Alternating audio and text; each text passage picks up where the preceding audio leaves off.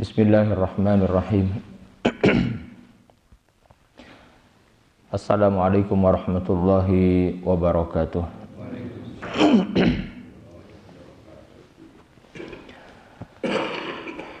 Innal hamdalillah nahmaduhu wa nasta'inuhu wa nastaghfiruh wa na'udzu billahi ta'ala min shururi anfusina wa sayyiati a'malina. Man yahdihillahu fala mudhillalah wa man yudlil fala hadiyalah. Asyhadu an la ilaha illallah wahdahu la syarikalah wa asyhadu anna Muhammadan abduhu wa rasuluh. Allahumma salli wa sallim wa zid wa barik ala habibina wa qudwatina Muhammadin wa ala alihi wa sahbihi ajma'in wa man tabi'ahum bi ihsanin ila yaumiddin, amma ba'd. Ya ayyuhalladzina amanu taqullaha haqqa tuqatih wa la tamutunna illa wa antum muslimun. Hadirin sekalian jamaah yang dirahmati Allah Subhanahu wa taala, alhamdulillah mengawali kajian pada pagi hari ini, kajian tadabbur Al-Qur'an.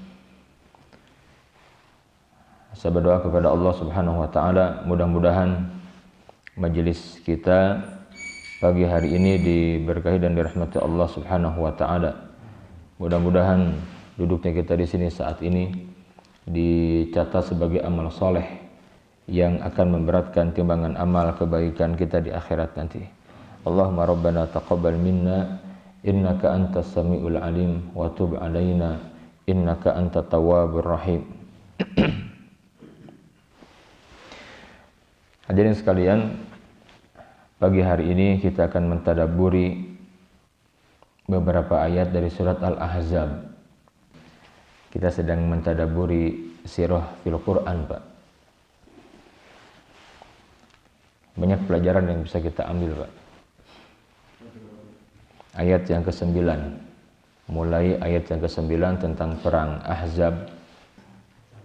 Ketika Al-Quran menceritakan tentang kisah, ini menarik untuk ditadabburi. Hadirin sekalian, sebagaimana pertemuan yang kemarin saya menyampaikan, bahwasannya kisah yang disebutkan di dalam Al-Quran itu adalah ahsanal qasas, yaitu sebaik-baik kisah. Di dalam surat Yusuf ayat yang ke-3, Allah Subhanahu wa taala menegaskan, nahnu naqussu 'alaika ahsanal qasas. Nahnu naqussu 'alaika, kami menceritakan kepadamu,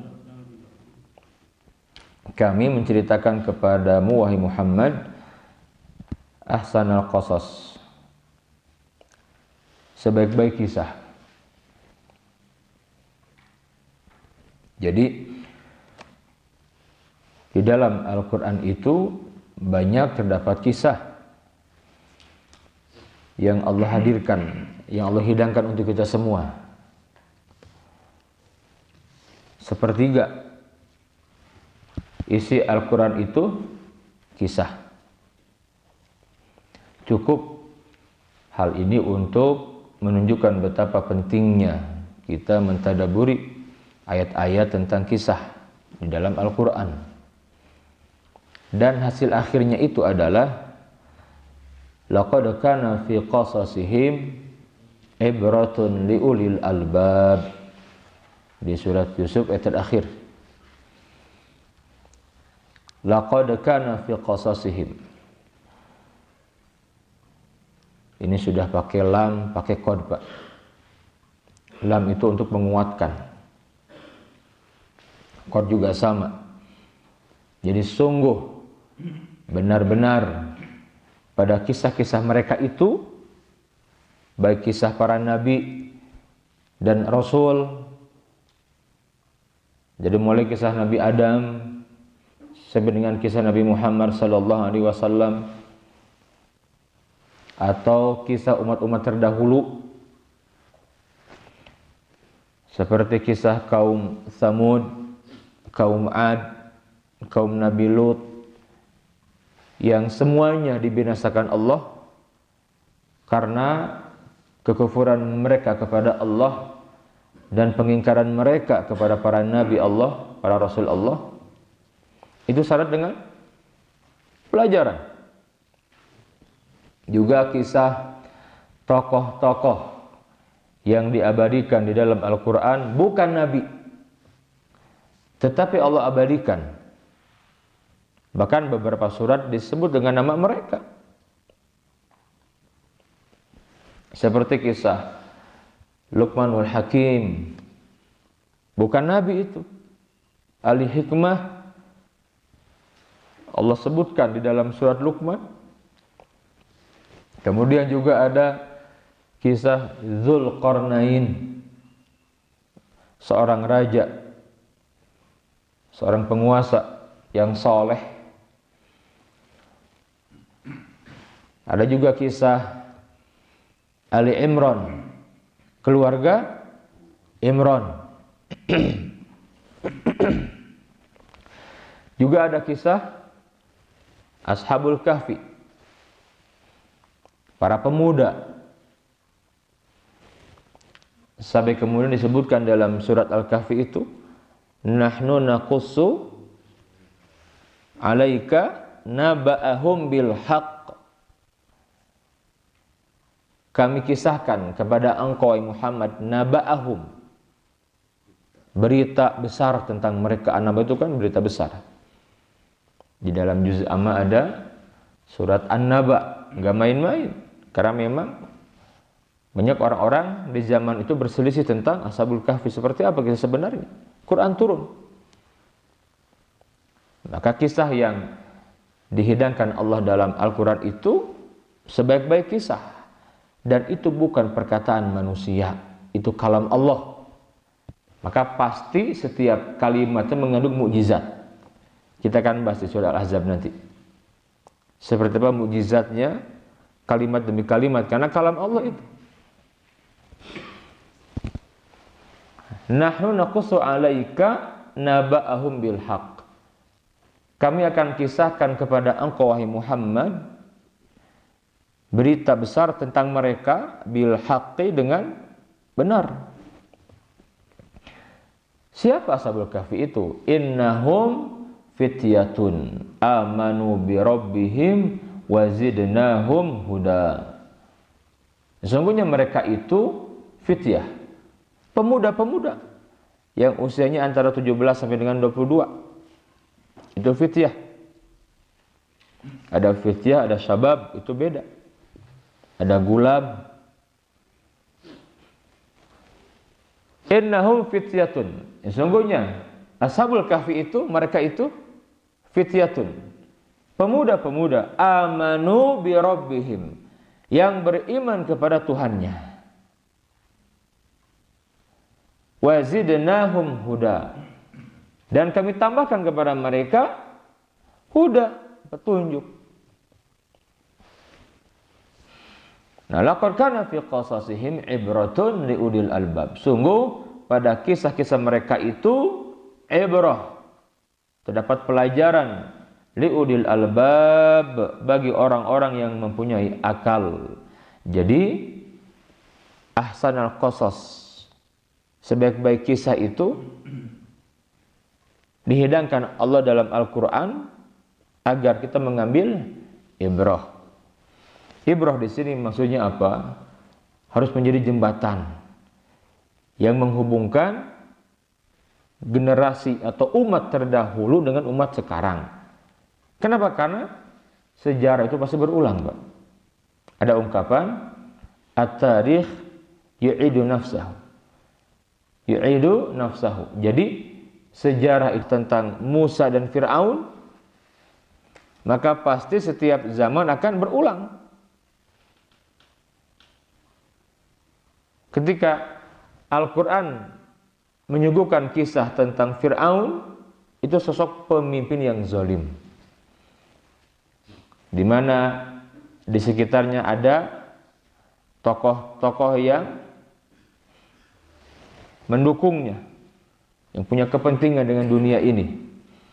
Ada ahli militer, Haman, dan ada ahli ekonomi, bisnis. Siapa itu? Qarun. Kuatlah kezaliman Fir'aun karena di sampingnya ada Qarun dengan Haman. Militer dengan bisnis. Ekonomi penyokong dana. Kuat.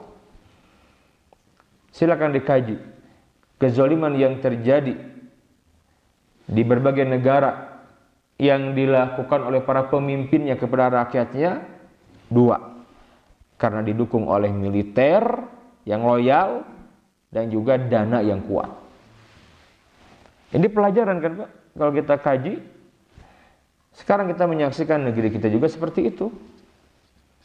Kezaliman di mana-mana ketika pemimpin ya dikuatkan oleh militer dan juga ekonomi, pebisnis, dana.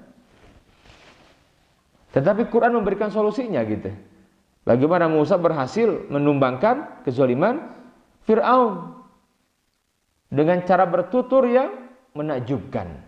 Ya iya, karena itu kalam Allah. Begitu. Kemudian di Quran juga disebutkan tentang kisah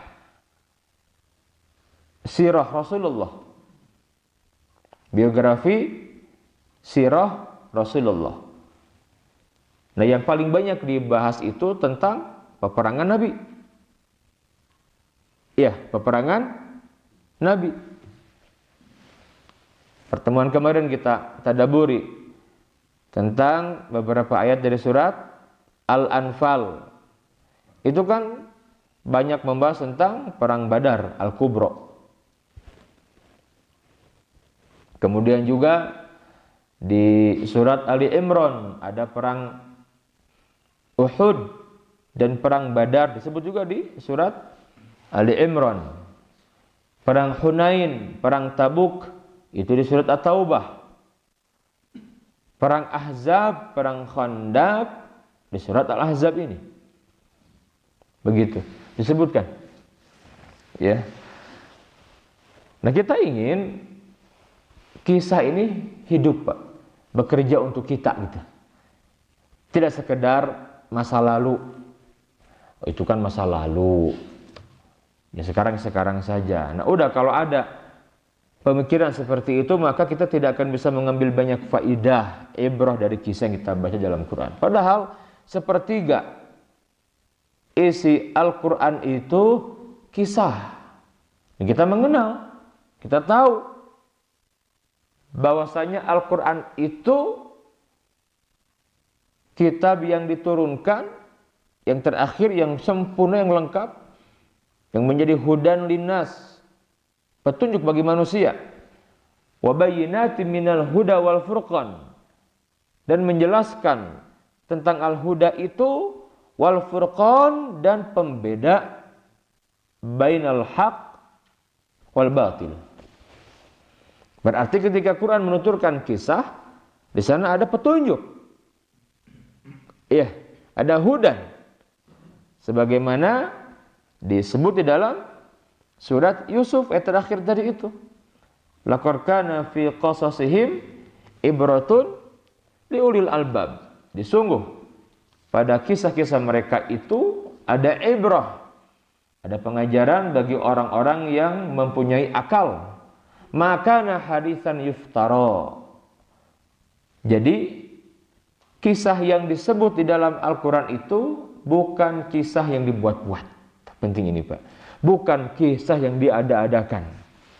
Sebagaimana sebagian kita tatkala ingin memberikan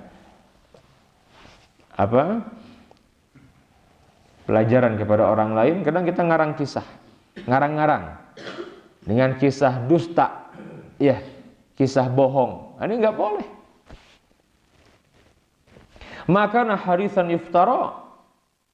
Jadi Al-Quran itu bukanlah cerita atau kisah yang dibuat-buat. Walakin tasdiqal ladzi baina yadayhi.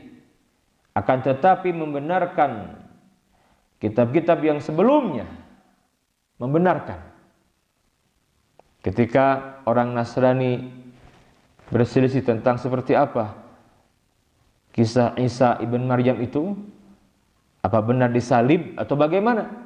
Quran turun menegaskan bahwa Nabi Isa tidak dibunuh, tidak disalib, tapi diangkat. Ketika mereka berselisih tentang orang-orang Yahudi tentang Uzair yang mereka sebut sebagai putra Allah, ya, anak laki-lakinya Allah, Quran turun membantah hal itu. Tatkala orang-orang Yahudi Nasrani berselisih tentang Ashabul Kahfi, seperti apa mereka, Quran turun menegaskan kisah itu. Nah, seperti itu. Walakin tasdiqal ladzi baina yadayhi, akan tetapi membenarkan kitab-kitab yang sebelumnya, wa tafsila kulli syai', dan menjelaskan segala sesuatu dengan cara bertutur yang mukjizat. Wahudan, dan petunjuk. Nah, di sini petunjuk, pakai saya itu petunjuk. Warahmatan, dan rahmat. Liqaumin yu'minun, bagi kaum yang beriman. Ini surat Yusuf ayat yang ke-111. Nah, ini dia, ya, kisah di dalam Al-Quran luar biasa, nggak bisa dianggap main-main, Pak. Maka tatkala kita mengkaji maghazi, peperangan Nabi yang mulia sallallahu alaihi wasallam fil Quran, maka pasti kita akan mendapatkan ibrah. Bahkan ketika di awal-awal di Mekah, Pak, ketika turun surat-surat yang berisikan tentang kisah, ini kan kebanyakan ayat-ayat Al-Quran tentang kisah itu atau sejarah umat-umat terdahulu, itu kebanyakan turun di Mekah. Di Mekah kita mengenal fase ketika Nabi menanamkan akidah, membangun pondasi. Ya.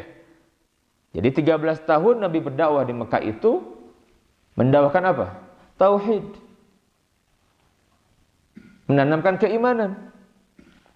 Membangun akidah, pondasi. Dengan perhitungan kalau pondasinya kuat, bangunannya aman. Ya, kalau pondasinya rapuh, bangunan runtuh. Penting sekali. Nah, di antara metode Al-Quran, metode yang Allah turunkan kepada nabinya, membangun fase awal itu Pak, dengan kisah.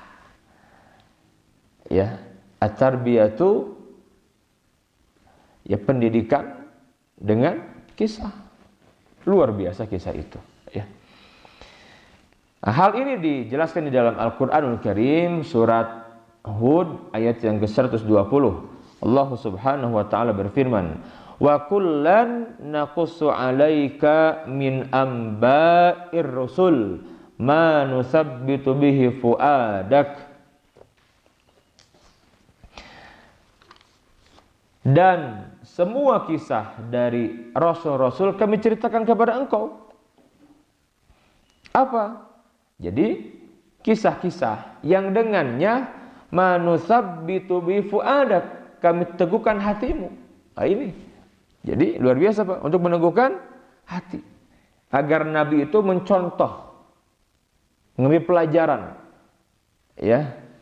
Maka tatkala di Mekah ketika para sahabat diuji dengan kesulitan, di awal-awal Pak, diintimidasi, diteror, disiksa, terancam jiwa mereka.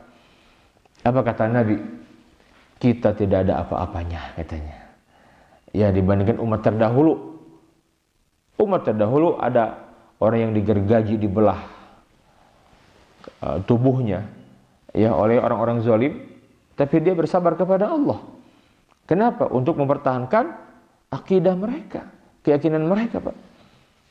Ya, sehingga surga menanti mereka. Ini penting sekali. Jadi Allah memerintahkan kepada nabinya mengambil pelajaran.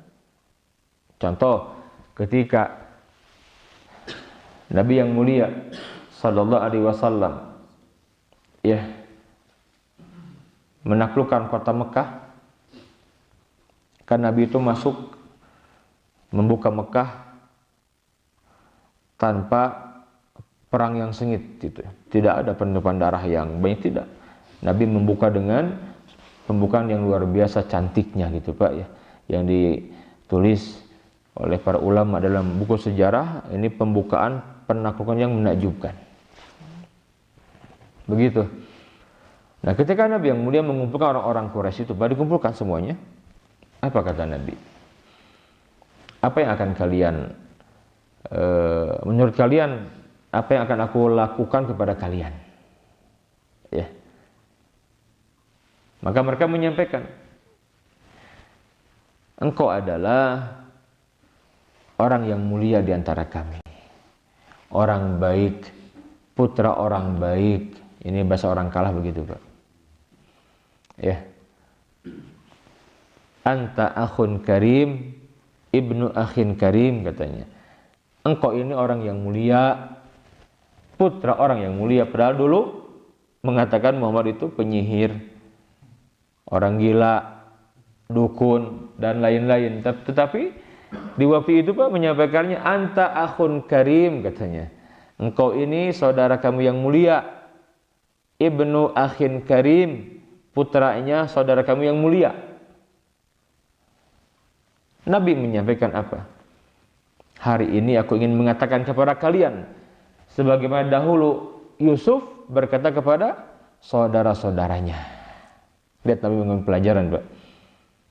Ya, la tasriba ankumul yaum.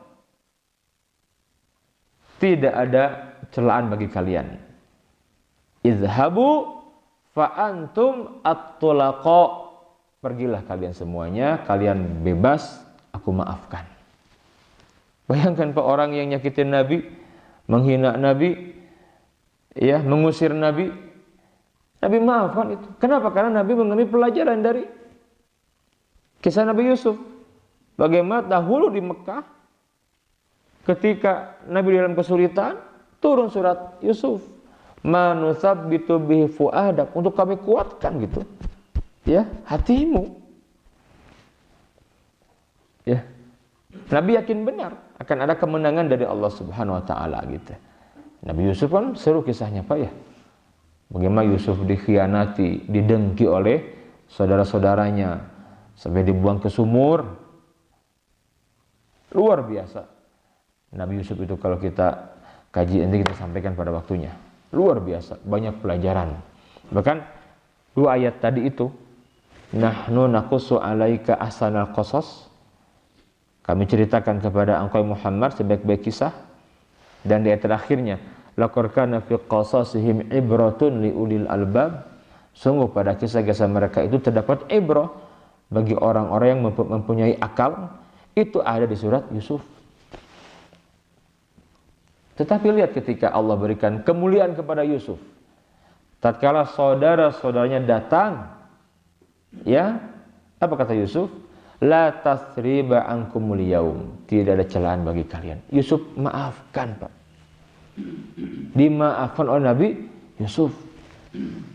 Kejahatan saudara-saudaranya itu dimaafkan Yusuf. Allahu Akbar. Nabi sama. Di foto Mekah itu kata Nabi, la tasrib ankumul yaum. Enggak ada celaan untuk kalian, enggak ada. Idhabu, pergilah kalian semua. Ya, fa antum at-tulaqa, kalian semua bebas. Aku maafkan kalian semua. Allahu Akbar. Nah ini, Pak. Jadi bekerja kisah itu, Pak.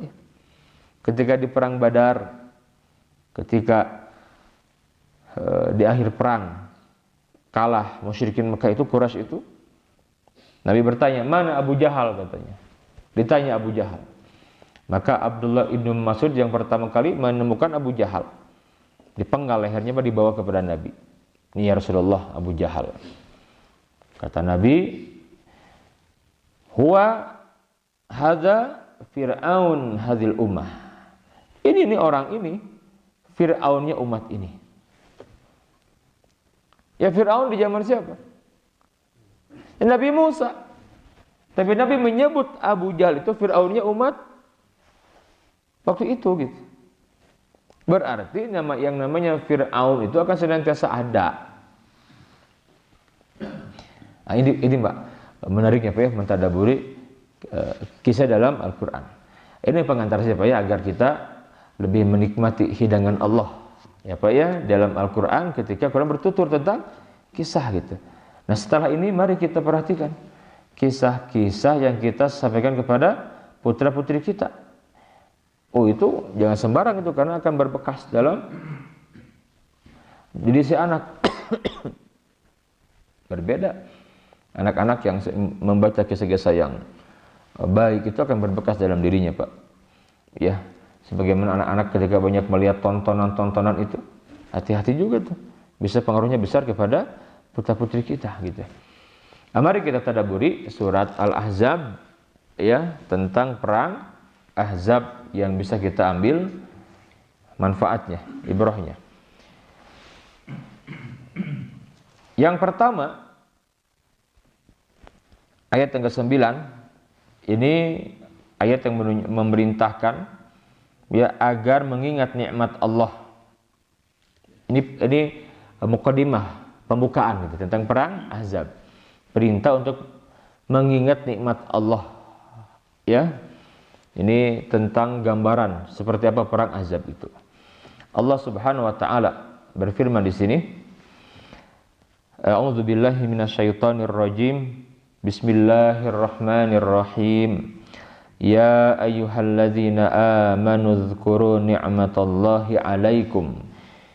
Wahai orang-orang yang beriman, ingatlah nikmat Allah yang telah dikaruniakan kepadamu. Idz ja'atkum, ketika datang kepadamu, junudun, tentara-tentara, fa arsalna alaihim rihan wa junudan lam tarauha. Lalu kami kirimkan kepada mereka ya rihan, angin topan ya, wa junudan lam tarauha, dan tentara yang kamu tidak dapat melihatnya. Wa kana Allahu bima ta'maluna basira, dan adalah Allah Maha melihat akan apa yang kamu kerjakan. Mari kita lihat di sini Pak ya, tadabburi ayat yang ke-9 ini. Allah Subhanahu wa taala memerintahkan kepada kita, ya ayyuhalladzina amanu, wahai orang-orang yang beriman, uzkuru ni'matallahi 'alaikum. Ingatlah akan nikmat Allah ya, yang telah dikaruniakan kepadamu. Jadi pertolongan, kemenangan yang diberikan Allah kepada muslimin di perang Ahzab ini, itu karunia yang besar sekali Pak. Di surat ini Allah Subhanahu wa taala memerintahkan, ingatlah nikmat Allah yang telah dikaruniakan kepada kalian. Ayat ini akan dibaca terus sampai detik ini, sampai menjelang kiamat nanti, agar muslimin, mukminin setelah Rasulullah, para sahabat senantiasa mengingat betapa besar karunia nikmat Allah yang diberikan kepada mereka. Di perang Ahzab. Kenapa ini perang yang dahsyat, Pak? Kita lihat nanti. Al-Quran menggunakan kalimat-kalimat yang menarik. Ya, bagaimana perang Ahzab ini perang yang menentukan. Karena perang ini perang yang terjadi antara muslimin melawan koalisi Arab. Ya, orang-orang Quraisy, Pak, yang berjumlah 4.000 orang, dia bersekutu dengan Bani Ghatafan. Ini orang-orang Jazirah Arab, gabung semua. Koalisi, apa kepentingan mereka? Menghancurkan muslimin. Enggak cuma itu, Yahudi juga sama. Yahudi sama. Justru Yahudi inilah penyebabnya. Yahudi ini yang menggonggosi orang-orang Quraisy. Padahal Yahudi yang di Madinah itu mereka punya ikatan, ada perjanjian dengan muslimin. Tetapi itulah Yahudi. Pengkhianat mereka. Ya, mengkhianati perjanjian itu. Dan orang-orang munafik. Sebut di sini nanti, Pak. Orang-orang munafik. Orang-orang munafik. Bayangkan kanan, kiri, depan, belakang dikepung semua, Pak. Dari luar, juga dari dalam. Yahudi munafik bersatu juga mereka. Dengan jumlah tentara yang sangat banyak sekali. Dan jumlah muslimin hanya 3.000. Musyrikin jumlahnya berapa? 10.000. Belum orang-orang munafik. Belum Yahudi. Ya, nanti sampai disebutkan oleh Al-Quran bagaimana kondisi takutnya, paniknya muslimin gitu. Dengan kalimat yang dahsyat nanti kita kaji, Pak. Nah ini Allah memerintahkan, ya ayyuhalladzina amanu, wahai orang-orang yang beriman, uzkuru ni'matallahi alaikum. Ingatlah nikmat Allah yang telah dikaruniakan kepadamu. Idja'atkum, ketika datang kepadamu junudun, tentara-tentara. Fa arsalna. Nah di sini ada kalimat fa. Kita gali makna huruf fa di sini, Pak ya. Fa arsalna alaihim rihan wa junudan lam tarauha. Kalimat fa ini, Pak, berbeda dengan summa. Berbeda. Fa ini tidak ada jeda, langsung. Kalau summa ada jeda. Ya, fa ini terjemah kita lalu gitu. Fa arsalna, lalu kami kirimkan gitu. Kalau summa kemudian kami kirim, ini ada jeda waktu, Pak. Tapi di sini idza'atkum junudun, ketika datang kepadamu tentara-tentara pasukan koalisi itu, fa arsalna, lalu kami kirimkan alaihim, kepada mereka, rihan wa junudan lam tarauha, angin topan dan tentara yang tidak dapat kamu lihat, yang kamu tidak bisa melihatnya. Ini pertolongan dari Allah Subhanahu wa taala. Fa. Ya. Nah, tidak serta-merta kemudian Allah langsung memberikan bantuan. Kita lihat bagaimana muslimin, mereka dalam kondisi takut, panik. Tetapi ke dalam hati mereka yakin Allah pasti bersama mereka, memberikan pertolongan. Ini yang tidak hilang dari muslimin, Pak. Walaupun Allah uji dengan kepanikan, takut yang luar biasa. Nanti di ayat yang ke-10 kita lihat gambaran kepanikan muslimin seperti apa di perang ini gitu ya. Sebagaimana saya bahas pertemuan yang kemarin di surat Al-Anfal itu, iz tastaghitsu rabbakum fastajaba lakum anni mumiddukum bi alfin minal malaikati murdifin. Ingatlah, iz tastaghitsu rabbakum, ketika kamu beristighosah, meminta tolong hanya kepada Tuhanmu saja, kepada Allah.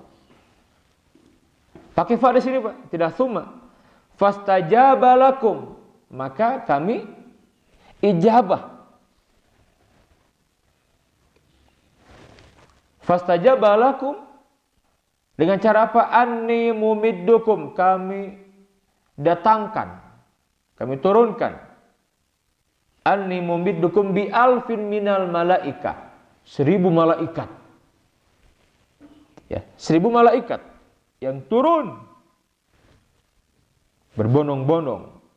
Bi alfin minal malaikati murdifin, secara berurutan itu turun malaikat dari langit ketiga itu. Fastajaba lakum. Nah di sini, Pak, fa arsalna alaihim rihan wa junudan lam tarauha. Kami lalu kami kirimkan kepada mereka angin topan dan tentara yang kamu tidak dapat melihatnya itu langsung, Pak. Jadi Allah berikan bantuan kepada mereka. Wa kana Allahu bima ta'maluna basira, dan adalah Allah Maha melihat akan apa yang kamu kerjakan. Jadi sempurnakan ikhtiar gitu loh. Sempurnakan ikhtiar. Jangan ragu sedikit pun ketika Allah menegaskan bahwa Allah bersama kalian pasti. Tapi Allah ingin melihat sejauh mana ikhtiar yang kamu kerjakan. Ya. Bahkan nanti, Pak, di surat ini kan, ini masih tentang perang Ahzab. Di ayat 21 Allah berfirman, laqad kana lakum fi rasulillahi uswatun hasanah. Kenapa ayat yang berbicara tentang uswah, ya, tentang uswah Rasulullah, kok ada di Al-Ahzab itu apa? Yang sering kita kenalkan, dibawakan para mubaligh, para ulama, para asatidzah. Kita akan mengetahui nanti kenapa ayat ini laqad kana lakum fi rasulillahi uswatun hasanah disimpan di perang Ahzab gitu. Kita lihat ayat 10, Pak. Allah menggambarkan seperti apa kepanikan muslimin. Ya. Irja'ukum, yaitu ketika mereka datang kepadamu. Jadi pasukan koalisi datang menyerang Madinah. Min fauqikum, dari atas kalian, wa min asfala minkum, dan dari bawah kalian. Atas bawah dikepung. Wa idz zaghatil absar, dan ketika tidak tetap lagi penglihatanmu. Jadi wa idz zaghatil absar ini, Pak, sampai tidak bisa melihat, saking paniknya, Pak. Ya. Saking paniknya itu. Kalimatnya wa idz zaghatil absar. Zagha ini apa? Gak bisa melihat, saking paniknya, Pak. Jadi udah gak bisa melihat saja gitu. Kita saja, Pak, kalau diberikan kepanikan, musibah yang kita tidak nyangka gitu, gimana kita, Pak? Nggak bisa melihat, nggak bisa, gelap saja gitu kan, kadang-kadang begitu. Saking paniknya. Iya, sampai bola mata ini, Pak. Wa idz zaghatil absar di sini tuh nggak jelas, jadi tiap satu terus lihat itu terus, saking takutnya gitu. Itu orang kalau sedang takut gimana, Pak? Matanya itu, kulihat itu kan, wah takut itu. Jadi tidak ketika tidak tetap lagi penglihatan, menjadi saking takutnya. Berapa lama? Muslimin seperti ini itu bukan sejam, 2 jam, bukan. 30 hari. Bayangkan. Sebulan. Kan dikepung sebulan. Wa balaghatil qulubul hanajir. Dan hatimu jadi qulub di sini jantung, Pak. Ya, dan hatimu naik menyesak al-hanajiro sampai ke tenggorokan. Ini Quran, Pak, ya, mengungkapkan luar biasa, menggambarkan kepanikannya, Pak. Wa balaghatil qulubul hanajir, dan hatimu, jantungmu naik menyesak sampai ke tenggorokan. Kalimat wa balaghatil qulubul hanajir itu, Pak, kalau kita naik pesawat, Pak, mau landing, cuacanya buruk, turun, naik lagi, gimana, Pak? Betul tidak? Kadang megang, kadang begini kan, megang apa di kursi itu kan, betul tidak, Pak? Gimana tuh?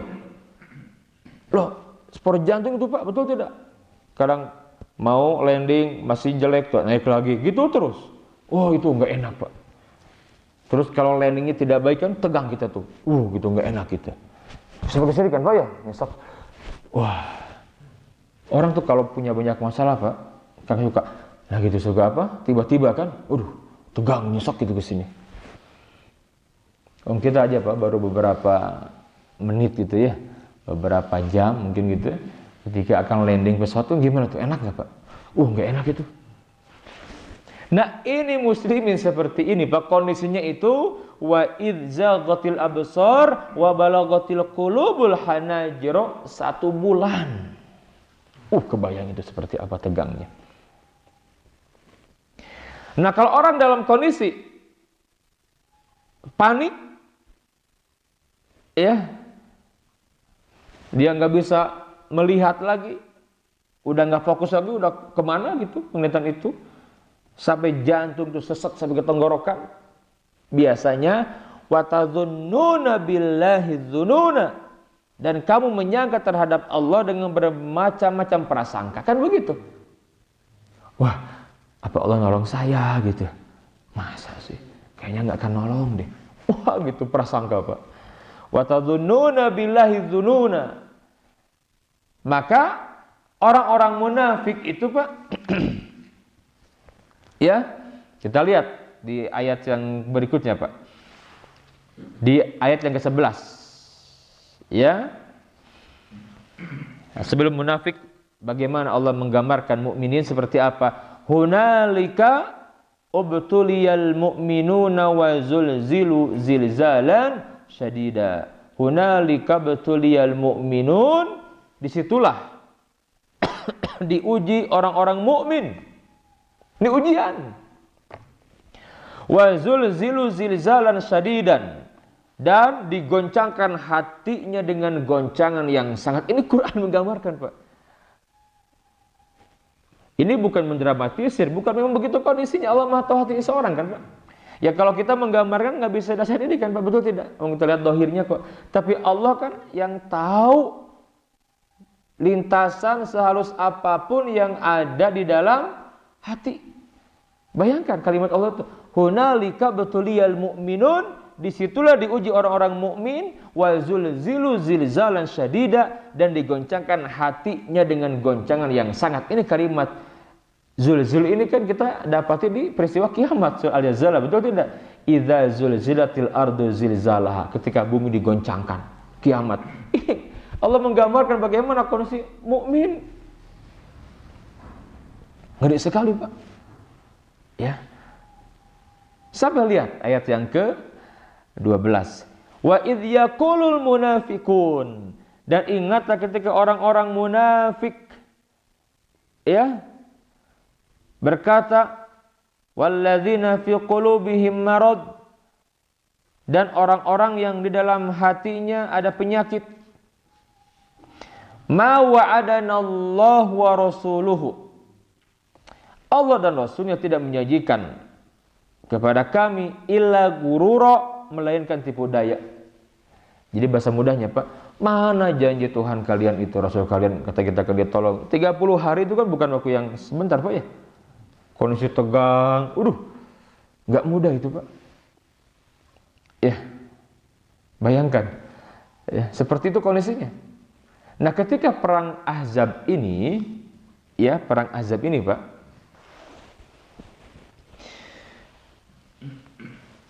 Rasulullah itu kan bermusyawarah.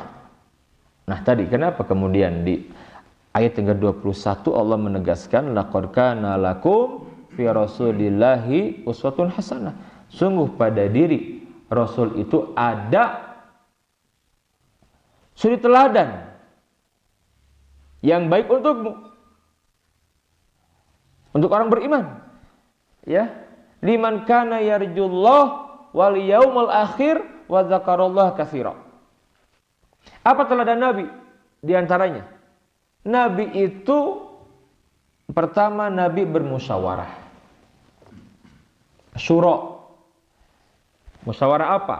Yang pertama, ya, ini bermusyawarah untuk menentukan strategi. Mau seperti apa? Strategi seperti apa yang akan kita lakukan untuk melawan koalisi itu? Nabi, Pak. Nabi, Pak, padahal Nabi bisa aja langsung tapi musyawarah Nabi kok. Tapi tidak, ini pelajaran. Dalam setiap perang Nabi bermusyawarah. Kita bahas di perang Uhud. Di perang Uhud itu Nabi kan bermusyawarah. Nah, pendapat Nabi apa, Pak? Kita bertahan di Madinah, nggak keluar. Banyak pertimbangannya, ya, agar kita mudah melawan mereka.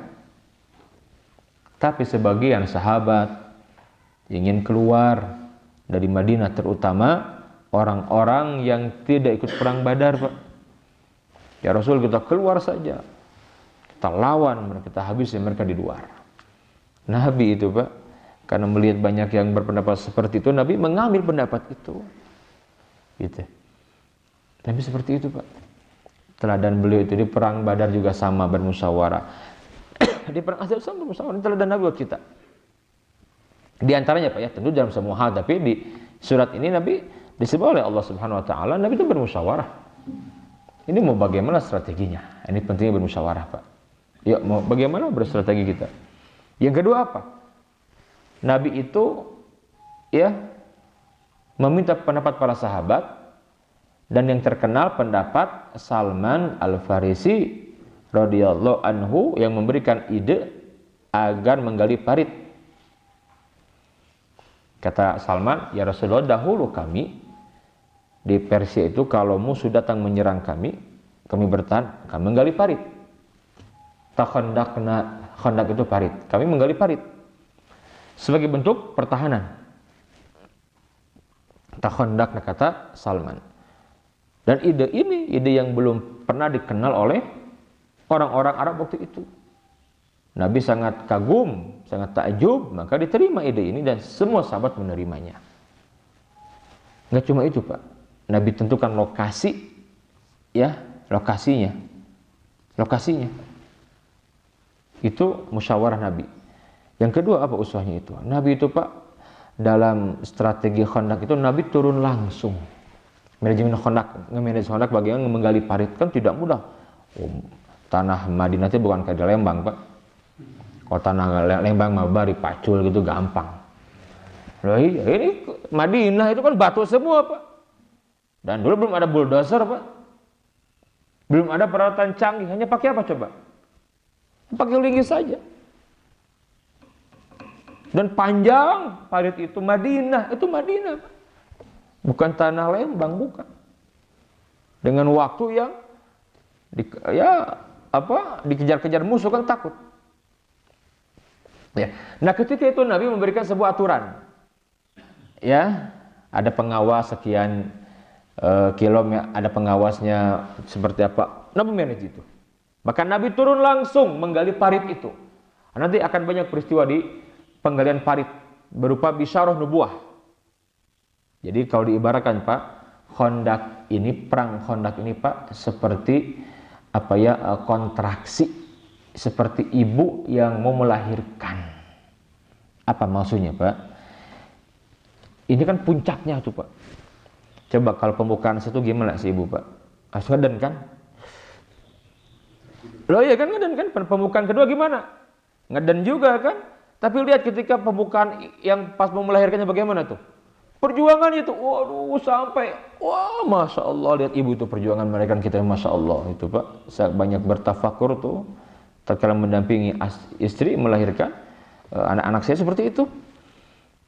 Nabi ketika Nabi di Mekah berdakwah, dicaci maki, dihina, itu kan kontraksi kan, betul tidak? Tidak mudah kan Pak, sakit loh Pak, disiksa, diintimidasi. Nabi hijrah juga kontraksi itu. Wow, diancam. Nabi itu seru kan kisah hijrah itu ya. Nabi naik ke bukit Sur, ke gua Sur sampai itu bagaimana Quran menggambarkan ketegangan Abu Bakar tatkala musuh di depan pintu itu, depan mulut gua itu. Ya, Nabi ke Madinah, perang Badar juga, kontraksi perang Uhud. Nah, ini puncaknya. Puncaknya kepanikan, puncaknya. Kenapa? Karena nanti Pak, setelah perang Ahzab yang terjadi bulan Syawal tahun ke-5 Hijriah, ya, apa kata Nabi? Setelah ini mereka tidak akan memerangi kita lagi, tapi kita yang akan memerangi mereka. Kan di perang Badar Nabi didatangi serang, Uhud dan perang-perang yang lain, Khandaq puncaknya. Setelah perang Khandaq bagaimana Pak? Muslimin yang kemudian menyerang terus. Ketika perjanjian Hudaybiyah, Futuh Mekah, kan begitu, Nabi nulis surat-surat ke para raja menawar Islam. Sampai terakhir puncaknya apa? Ketika Amul Wufud tahun ke-9 Hijriah, orang-orang berbondong-bondong datang ke Madinah menyatakan masuk Islam. Orang kalau sudah lahiran Pak, orang pada datang Pak ya, nengok kan. Oh, nak datang berikan selamat, betul tidak? Begitu Pak. Setelah puncak kepanikan di perang Ahzab itu, kemudian apa? Kemenangan demi kemenangan terus, kemenangan, kebahagiaan begitu. Ya. Nah kita lihat Pak, Nabi memberikan aturan, tidak boleh meninggalkan medan pekerjaan menggali parit kecuali seizin Rasulullah gitu. Bayangkan, izinnya langsung ke Rasulullah. Dan kondisi Madinah waktu itu musim paceklik. Musim paceklik Pak. Sampai Nabi kelaparan, nanti banyak mujizat di sini. Musim ini sampai Nabi itu mengikat ini Pak dengan batu, lapar. Allahu Akbar. Banyak kisah menarik di perang Ahzab ini ketika menggali parit. Lihat di sini Pak. Ayat yang ke-13. Wa idz qalat ta'ifatun minhum. Dan ingatlah ya ketika segolongan di antara mereka berkata, ya ahla Yathriba, wahai penduduk Yathrib, Madinah itu maksudnya, la muqama lakum farji'u, tidak ada tempat bagimu maka kembalilah kamu. Wa yasta'zinu fariqun minhum, dan sebagian dari mereka minta izin kepada Nabi, ya. Wa yasta'zinu fariqun minhum an-nabiyya yaquluna inna buyutana auratun. Mereka meminta izin kepada Nabi untuk kembali, ya, pulang dengan berkata, inna buyutana auratun. Sesungguhnya rumah-rumah kami terbuka, tidak ada penjaganya. Wa ma hiya bi'aurah, dan rumah-rumah itu sekali-kali tidak terbuka. In yuriduna illa firara, mereka tidak lain hanyalah hendak lari. Ini orang munafik Pak. Jadi orang-orang munafik itu banyak yang pura-pura gitu. Ya Rasul, saya lupa belum mengunci pintu. Bayangkan, alasan dibuat-buat Pak. Ya Rasulullah, saya lupa belum mengunci pintu katanya. Seizinnya Rasulullah. Nah, ini penyaringan. Ini peristiwa besar itu akan ada penyaringan Pak. Perang Badar ada penyaringan, perang Uhud juga sama. Orang perang Uhud seru sekali Pak. Wong munafik itu Pak, udah sama-sama berangkat mau perang itu, Abdullah bin Ubay bin Salul bersama 300 tentaranya, dia balik ke belakang, mundur, kurang ajar itu. Ini mau perang gitu. Kalau dari awal nggak ikut jelas kan? Ini udah mau lawan musuh. Kata Ibnu Salul, ngapain kita perang di sini, menghancurkan diri kita? Ini gara-gara Muhammad ikut idenya anak-anak muda. Coba ikut pendapatku katanya. Udah kita pulang lagi. Bayangkan Pak, udah mau di depan musuh, balik itu bersama 300 orang. Sampai Umar kesel itu, ya Rasul aku penggal lehernya katanya. Kata Rasul jangan katanya, kita hadapi musuh dulu. Munafik Pak, disaring, diayakan terus itu disaring. Sama perang Ahzab juga. Orang munafik itu Pak, pada mundur, pada muntaber. Mundur tanpa berita. Bersatu gitu. Pada hilang gitu ya. Al-Quran menggambarkan wa yasta'dzinuna fariqun minhumun nabiyya yaquluna inna buyutana aurah wa ma hiya bi aurah. Ya Rasul, kami pulang ya Rasul, rumah lupa belum dikunci gitu. Ini alasan dibuat-buat orang munafik begitu. Kenapa? Karena mereka takut. Kan tadi mereka menyampaikan, mana janji Allah kepada kita. Tapi muslimin tidak makin yakin, makin kuat kepada Allah Subhanahu wa taala. Kenapa, Pak? Jadi dalam puncak kepanikan, kadang-kadang kalau kita imannya lemah, Pak, seakan-akan Allah tidak ada gitu. Iya. Padahal sesulit apapun masalah yang ada dalam hidup kita, jangan lupa ada Allah. Bagi Allah mudah. Innama amruhu idza arada syai'an ayyaqula law kun fayakun. Bagi Allah mudah, betul tidak? Bagi Allah mudah. Ya, kadang kita diberikan berbagai macam masalah, kita lupa ada Allah yang berkuasa memberikan pertolongan kepada kita. Innallaha ala kulli syai'in qadir. Allahu akbar. Ini luar biasa, Pak ya. Itulah munafik, Pak. Emang saringan dari Allah Subhanahu wa taala ya. In yuriduna illa firara. Mereka itu hanya ingin apa? Hanya ingin lari saja gitu, ya. Sampai kemudian Pak, lihat di ayat yang keberapa? Ke-14 ya. Ya. Walau dukhilat alaihim min aqtariha thumma su'ilu al-fitnata la'atauha wa ma talabbathu biha illa yasira. Kalau Yathrib diserang dari segala penjuru, kemudian diminta kepada mereka supaya murtad, niscaya mereka mengerjakannya, dan mereka tidak akan menunda untuk murtad itu melainkan dalam waktu yang singkat. Ada gini Pak, jadi nanti kan gini, celah untuk masuk ke Madinah itu lewat pintu Yahudi Bani Quraidah. Kan tadi orang-orang munafik kabur tuh pada lari.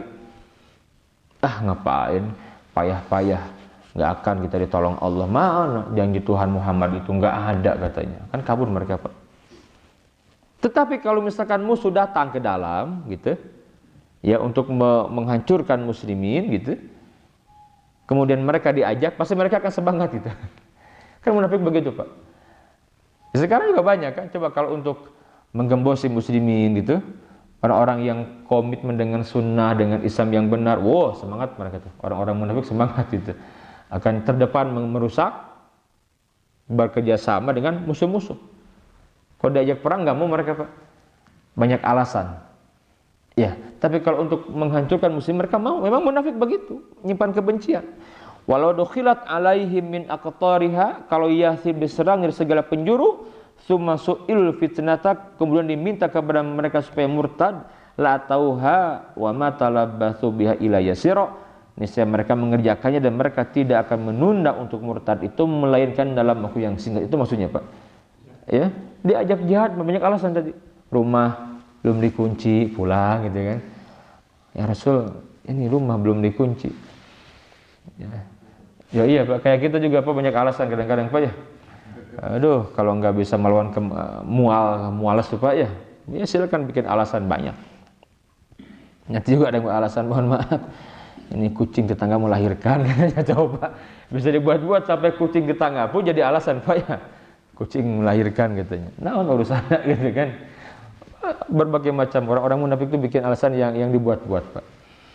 Nah, kemudian walaqad kanu ahadullah min qabl la yuwallunal adbar wa kana ahdullahi mas'ula. Dan sesungguhnya mereka sebelum itu telah berjanji kepada Allah gitu. Kan ada ikatan perjanjian. Ya, mereka tidak akan berbalik ke belakang, tidak akan mundur, sama-sama kita jaga Madinah. Kita serang musuh. Itu kan perjanjiannya begitu, Pak. Ya, tapi mereka mengingkari janji.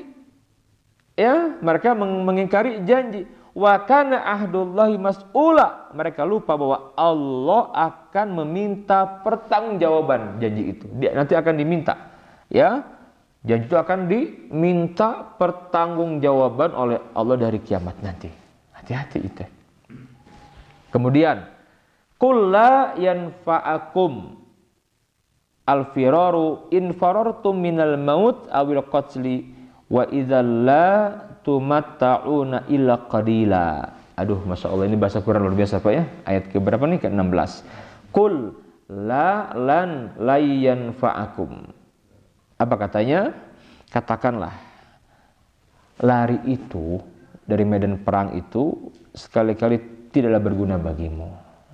Ya, in farartum minal maut, jika kamu melarikan diri dari kematian, awil qatli atau pembunuhan, wa idzan la tumatta'una illa qalila, kamu tidak juga akan mengecap kesenangan kecuali sebentar saja. Ini Quran dengan halusnya bahasanya Pak. Kamu kabur takut mati ya? Tegur Muhammad orang munafik itu. Kenapa kamu kabur? Kenapa kamu pada mundur? Apa takut mati? Sama saja, kamu kabur juga nanti mati juga gitu loh. Ya kan? Kabur dari medan perang nanti mati juga. Ya. Jadi kata Allah, qul la yanfa'akumul firar. Katakan enggak ada manfaatnya sama sekali kabur itu. Jika in farartum minal maut awil qatl. Kalau memang mereka kabur itu ingin selamat dari kematian. Ya. Ngapain cuma sejenak bersenang-senangnya? Ya. Wa idzan la tumatta'una illa qalila. Nanti akan mati juga, betul kan? Yang namanya mati kan menimpa siapa saja Pak ya. Enggak ada yang aman dari kematian. Mau kabur kemana? Nanti mati juga.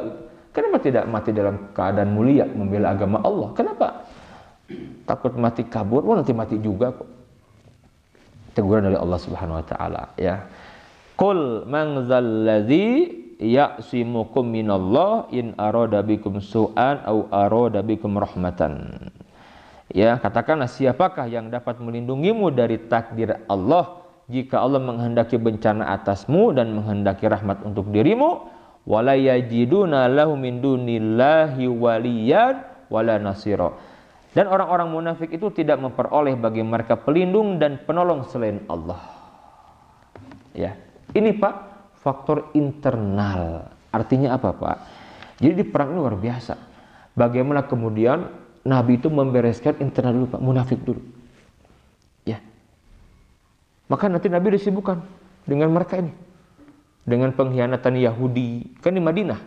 Dengan orang-orang munafik. Setelah beres ini semua baru musuh mudah dikalahkan. Ini pelajaran Pak. Ya. Israel itu rusak karena banyak pengkhianat. Betul tidak? Dari kalangan internal Islam sendiri.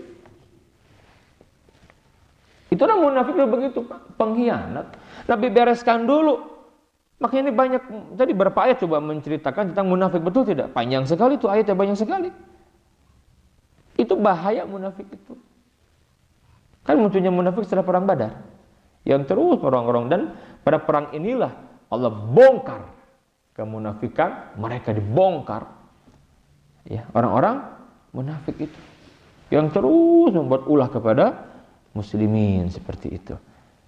Makanya kemudian kalimat dari Dr. Abdullah Azzam itu, kalau aku punya 10 peluru untuk membebaskan negeri-negeri Islam dari penjajah kafir itu, orang musyrik itu, 9 aku arahkan kepada pengkhianat dan 1 peluru aku arahkan kepada musuh. Artinya apa? Kalau bukan karena ulah para pengkhianat dalam agama ini, nggak bakalan musuh berani kepada kita. Kenapa kita lemah? Karena para pengkhianat itu orang-orang yang tertipu dengan dunia Pak. Ya, kalau bahasa Nabi itu badiru bil a'mali fitanan kaqita'il lailil muzlim. Bersegera beramal soleh akhir zaman nih Pak. Kata Nabi, bersegera beramal soleh ini akhir zaman. Segera beramal soleh sebelum datangnya fitnah, musibah, fitnah yang menimpa kalian kaqita'il lailil muzlim, seperti serpian-serpian, potongan-potongan malam yang gelap gulita, seperti serpian malam yang gelap gulita gitu, di mana yusbihu ar-rajulu mu'minan wa yumsi kafira. Paginya seseorang itu beriman, sorenya kufur tanpa sadar. Ya, wa yumsi mu'minan wa yusbihu kafira. Ya, sorenya beriman, paginya kufur. Kenapa? Tanpa sadar. Kafir tanpa sadar, ya bi'udinahu bi'aradun minad dunya, karena mereka menjual kemuliaan agama untuk dunia yang hina. Itulah munafik, yang dia itu dunia saja Pak ya. Ya, kalau untuk Islam mereka itu, kalau untuk kemuliaan mereka tidak mau Pak. Kalau ada duitnya mereka mau gitu. Begitu Pak, betul tidak begitu? Ya, ini bahaya sekali. Ya. Nah, ini Pak ya sedikitlah beberapa ayat yang kita tadabburi, ini belum semua, tapi menggambarkan Pak ya seperti apa kondisi tegangnya muslimin di perang Ahzab ini, tetapi mereka yakin kepada Allah bahwa Allah pasti menolong, maka Allah berikan pertolongan kepada mereka. Jadi setelah perang Ahzab ini berakhir, muslimin menang Pak, ya maka ya muslimin kemudian setelah itu menyerang gitu. Ya, menulis surat-surat kepada raja-raja di Arab itu kan, pilihannya masuk Islam, kalau nggak mau bayar upeti, kalau tidak perang, kan begitu. Itu begitu terus Allah beri kemenangan. Allah alami sahabat. Ini sedikit bahasa Al-Quran tentang kisah sirah Nabi di Al-Quran Pak, bagaimana setiap kalimat itu memiliki mukjizat. Ini kalam Allah. Ya, ini kalam Allah, maka harus semangat kita mentadaburi kisah-kisah dalam Quran, diantaranya Pak ya, karena memberikan banyak pelajaran untuk kita semuanya. Allah alam bisawab. Ini barangkali yang disampaikan pada pertemuan pagi hari ini. Semoga kita bisa mendapatkan manfaat dari majelis tadabbur kita pagi hari ini. Subhanakallahumma wa bihamdika asyhadu an la ilaha illa anta astaghfiruka wa atubu ilaik. Assalamualaikum warahmatullahi wabarakatuh.